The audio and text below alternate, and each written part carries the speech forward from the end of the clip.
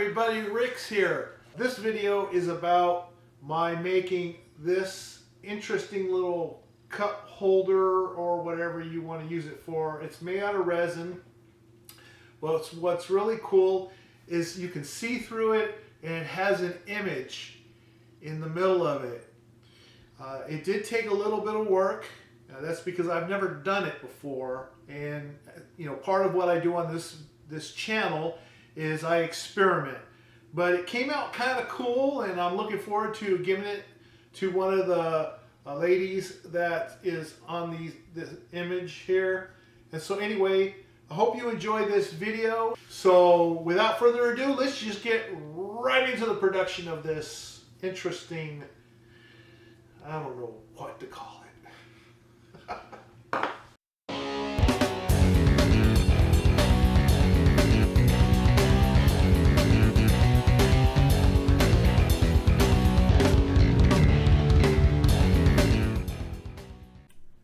Okay, so to get this started, I had to print off an image on my color laser printer of these two ladies.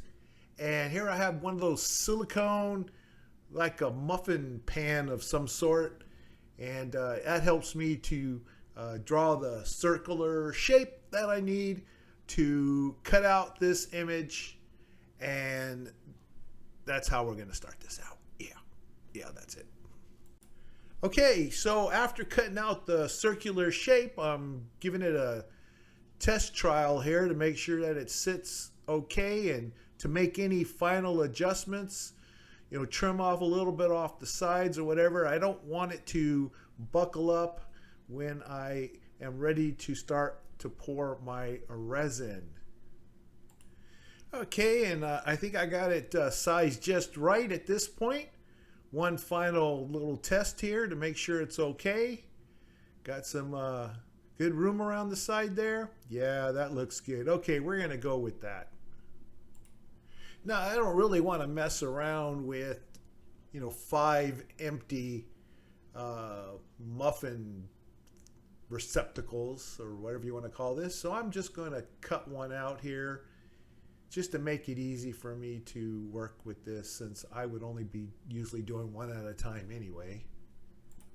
Now, if I didn't mention this before, the image is printed on my quick transfer paper. It's not regular printer paper. So that way it will be transparent. When it's finished, you'll be able to see through it on both sides. Now, here is some resin that I have laying around here. You can get just about any kind of 24-hour cure resin. Don't use the ultraviolet one unless you're a master at it. It kind of got warpy when I tried, so I went with this. It's got a part A and a part B, equal part mixed. So that's what I'm going to do here. Now, this is very important. The back of this paper cannot get anything on it if we're going to have any hope of removing it with moisture later. So what I'm going to try to do here is protect it using a very low tack. It's a drawer adhesive you get at Walmart. You get a roll of it for a couple of bucks or whatever. And I'm hoping that it will protect the back from getting any resin or anything on it, and I'll just peel it off later. So I've cut a piece of that drawer liner. This is a low tack drawer liner. You put it in your kitchen drawers and stuff. And I'm just going to put this image right on it. And hopefully that will protect the back of the transfer paper from getting any kind of goo or anything else on it that would prevent me from removing it after the resin has cured. And of course, you want to cut off the excess. Now, another thing that I'm concerned about is the paper not staying flat on the bottom of the silicone mold.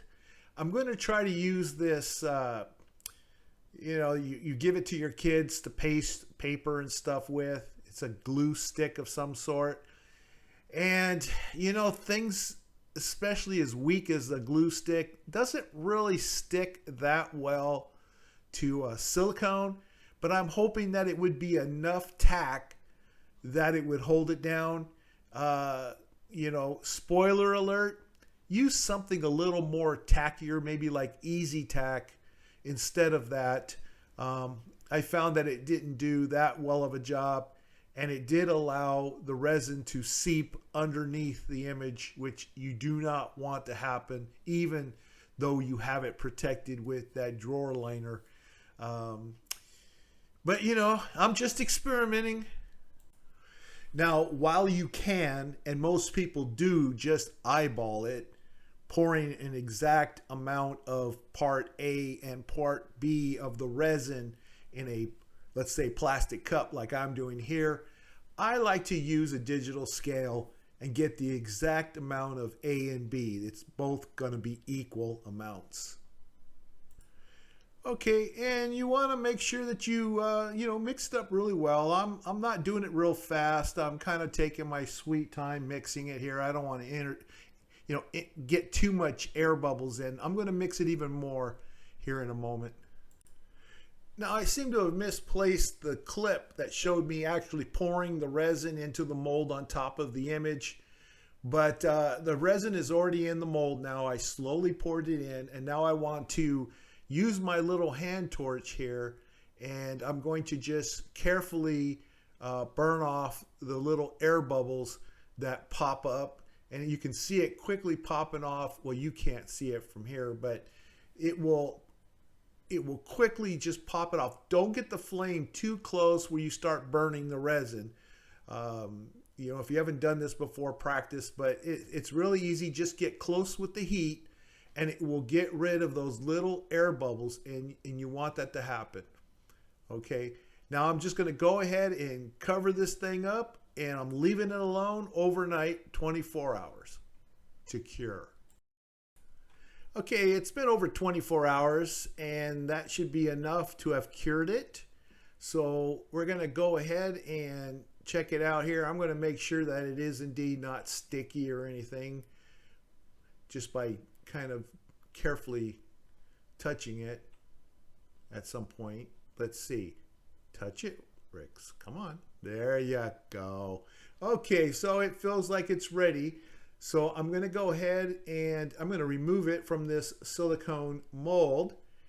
And if it's cured, it's not going to, you know, bend in all kinds of shapes or whatever. Remember I told you about that glue stick not being the best? Well, it got look, it got resin seeped in underneath it, and I was really hoping to avoid that.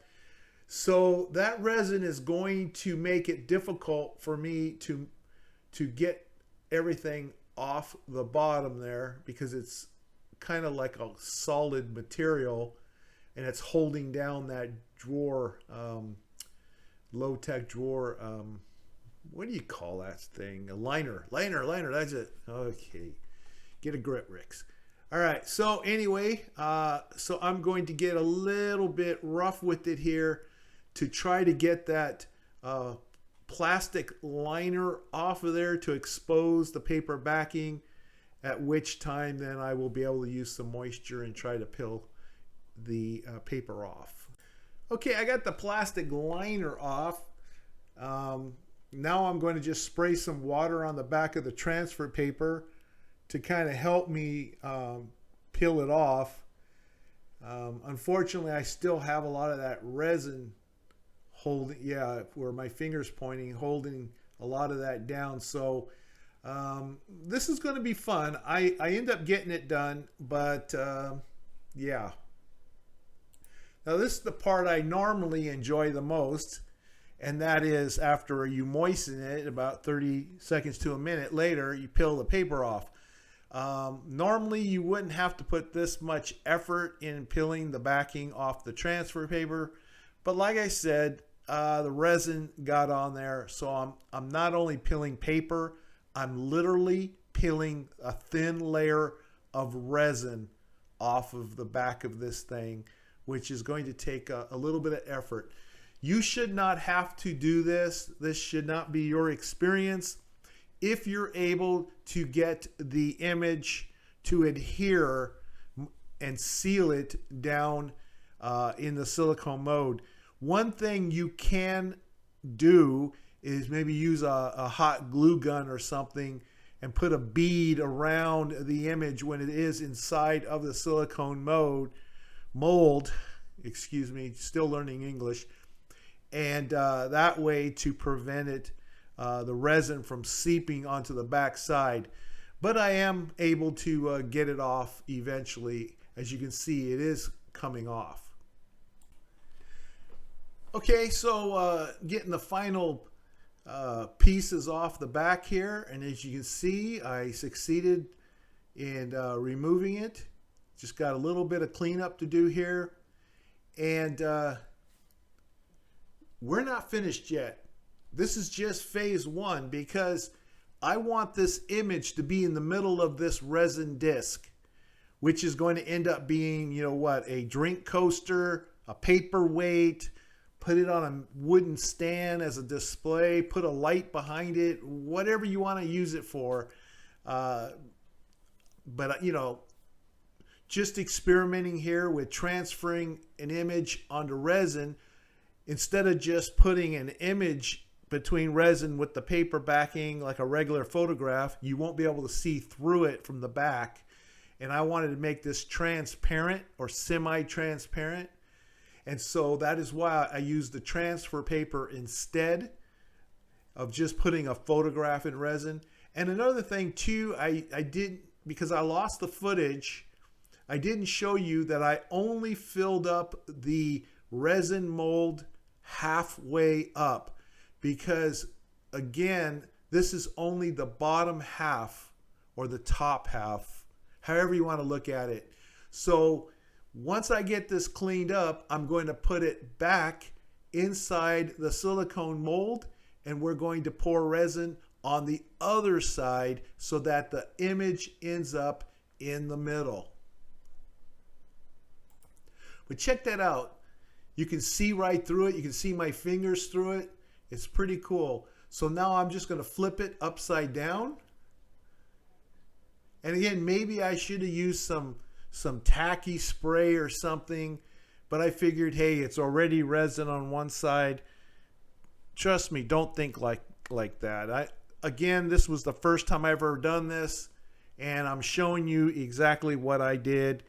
And you know, maybe not the best way to do it, but it's an experiment. Anyway, now I'm going to go ahead and I'm going to mix up some more resin and pour it over this to make the complete coaster, paperweight, whatever resin you're using. Make sure you read the directions that come with that resin, because they're not all the same. Trust me, they're different. Okay, and this time you're going to see me pour the resin in. I'm just going to slowly pour it in. You know, I don't want to cause any air bubbles unnecessarily. You're still going to get them, but why add more work, right? Just take it slow and easy. It's about 24 hours to cure this resin anyway, so you got plenty of time working time with it. And I just filled it up to the top of the mold here.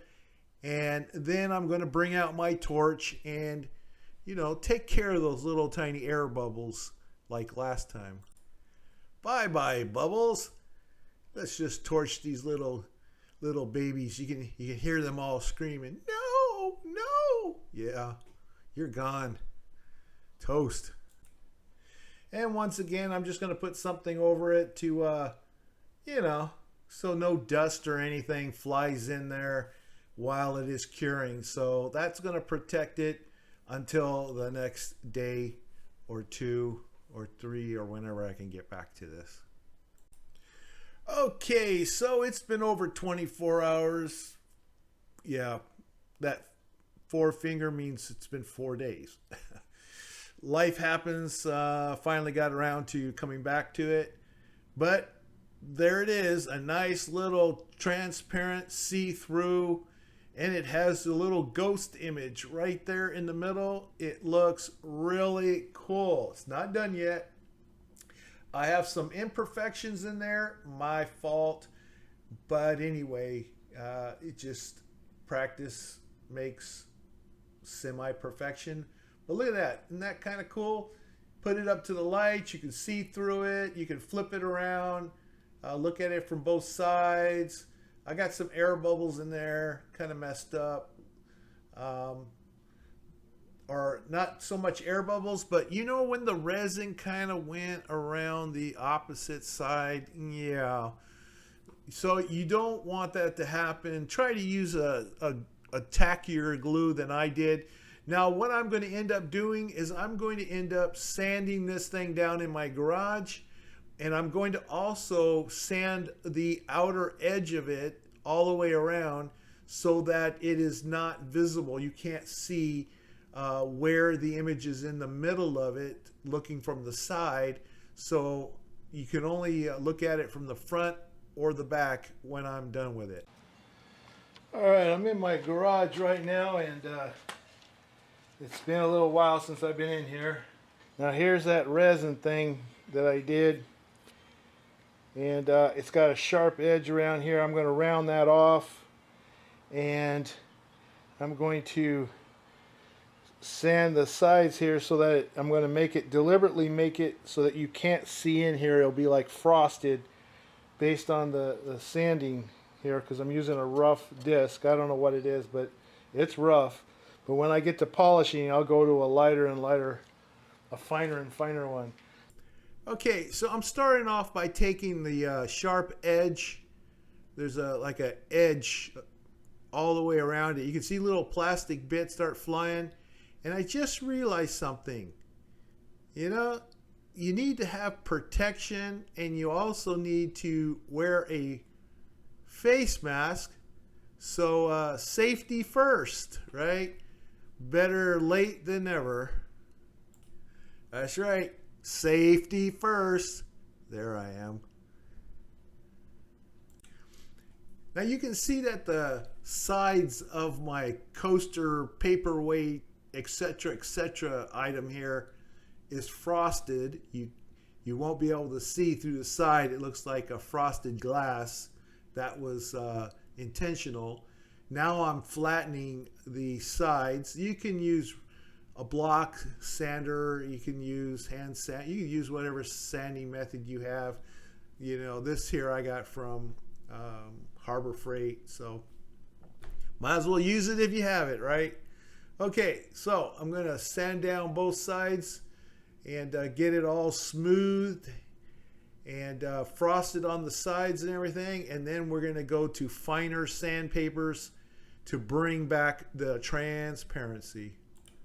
Okay, so I'm done with this sander. I'm going to move on to different sanding methods. You can see how frosted it looks. I took off most of the material that I didn't want on there anymore. And we're not done yet, but we're going to continue on with sandpaper. Okay, safety first once again. Got my goggles on and my face, my air mask, face mask, mouth mask, whatever. And I'm going to use my little air compressor tools here. It's a little sanding disc that you get really cheap on Amazon and stuff. And I'm going to just do some fine tuning on my rough sanding job. You can see I'm working on the side right now.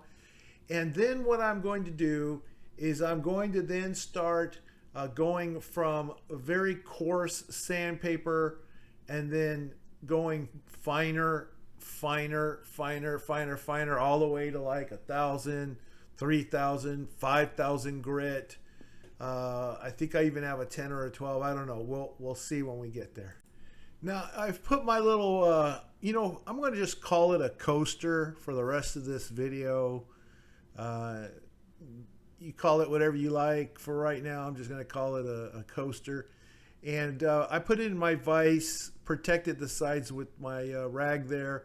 And I'm keeping it wet as I'm sanding. Make sure that you use sandpaper that can handle water. But I'm using a rough sandpaper here. It's probably like an 80 or you know, 120 grit. And this is just to get all the rough scratches and everything off. It's the main sandpaper that you start with. And then I'm going to start going finer and finer and finer. Now here I'm going to show you, I'm going to put 400 grit on there now. And it just has some kind of a Velcro thing on here. If you have one of these, you already know how to use it. If you don't have one of these, just use sandpaper with a block and just do it by hand. It does take a little longer than using, you know, air compressor type tools like I have here, but it is definitely doable. I don't show anything on my videos that you can't easily do at any home. Now remember to keep it wet as you're sanding. I'm now going to move on to a finer grit. I'm moving to 600. And there's no rhyme and reason to the numbers that I'm using other than they just have to get finer and finer and finer and finer so that you can eventually get it down to a nice glass, clear, smooth finish. You go from a rough grit to a higher, finer grit, and that's how you get, you know, a nice clear glass, shiny glass look. Okay, now I'm going to move on to the next grit. This one's 800. As you can see, I'm being animated about it so you can see. Wet, keep it wet, and let's keep going. All right, now I'm moving on to 1200.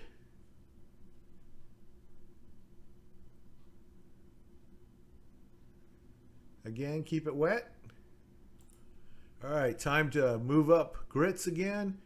And see, this one is going to be, it has no number on it, but it's one of the super smooth ones. I'm going to guess it's somewhere around 3,000 to 5,000 grit. I can use my fingers and feel if it's smoother and smoother. And it's time to adjust here, it looks like, so you can see a little bit better. Here's a little closer up for you. Try to keep the sander as flat as possible. I'm tilting it a little bit because I'm trying to round the edges somewhat, and there are areas that are uneven that I can see. So I'm kind of directing my sandpaper in those areas. But be real careful so you don't end up making it wavy. You want to keep it as flat as possible. Now I'm going to apply rubbing compound. You might say that it's like the finest sandpaper grit you can get, or close to it. It's kind of the thing I do before I put a polish on it, which is going to come afterwards. Compound is kind of like a very fine grit type solution, and it just gets any of the really fine stuff off of there, and helps you to get more towards a glass-like finish. You can see how it's starting to show up there. It's starting. Okay, at this point I'm applying regular polish, car polish. Give it a nice shine, and that way I can see if I did a good job or not, if there's any scratches or anything I need to go back. But here I am adding more polish. All right, so now I'm doing the other side, and you're going to do the exact same thing on the opposite side as you did on the first side, so that you'll be able to have a nice glass finish all the way through. Okay, and holding it up to the outside light, you can see that you can see right through it. It's pretty cool. So once you get it all nice, shiny, and polished, it's a nice little thing to give away as a gift. And it just so happens to be going to the person on the left there in this image. And so there you go. Thank you so much for watching this video. If you enjoyed it or found it helpful, please give it a thumbs up, because it really helps support this channel, and it lets me know that you want to see more. And don't forget to subscribe and click the notification bell so that you'll be the first to be notified when I upload new content. And again, I want to thank you for watching, and I'll see you in the next one. Bye.